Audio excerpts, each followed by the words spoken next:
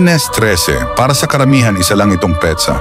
Pero sa iilang nakakaalam ng lumang kwento ng Paco, Maynila, may pamahiin na kailanman ay hindi dapat suwayin. Walang dapat lumabas o mag-ingay mula alas 12 ng gabi hanggang alas 3 ng madaling araw.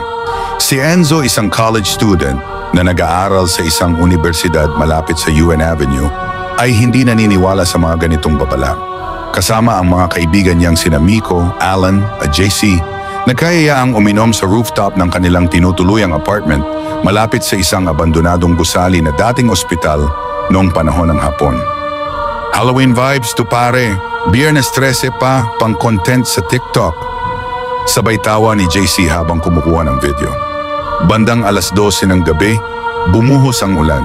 Biglang nawala ang kuryente sa buong gusali. Sabay-sabay silang napalingon sa kabilang rooftop. Nandoon ang isang babae, nakaputing bestida, nakayuko, at parang basang-basa ng ulan. "Uy, ang creepy nun sabi ni Miko. "Wala namang access paakyat dyan." Kinabahan si Enzo, pero pilit niya itong binabaliwala. Maya-maya may kumalabog sa emergency exit door ng rooftop.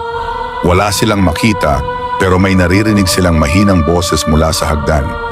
"Sumama ka na, kailangan na ng kabayaran." Isa-isang nawala ang signal sa cellphone nila. Napansin nilang ang ulan ay hindi bumabagsak sa kanila, parang may humaharang. Nang tingnan nila ang paligid, wala na ang babae sa kabilang gusali. Nagsimula silang bumaba, pero sa bawat palapag ng gusali, may aninong sumasalubong.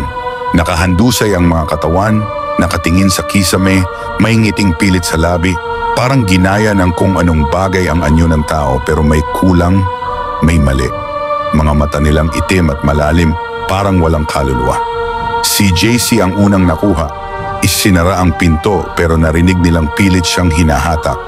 Habang tumatakbo pababa ng building sina Enzo at Miko, napansin nilang hindi sila makalabas. Lahat ng pinto sarado, lahat ng bintana parang sinemento. Si Alan, sa gitna ng takot, sinubukang tumalon mula sa second floor pero hindi na nila nakita pang gumalaw. Alas 3 ng madaling araw, bigla na lang bumalik ang kuryente. Ang ulan ay huminto at tila walang nangyari.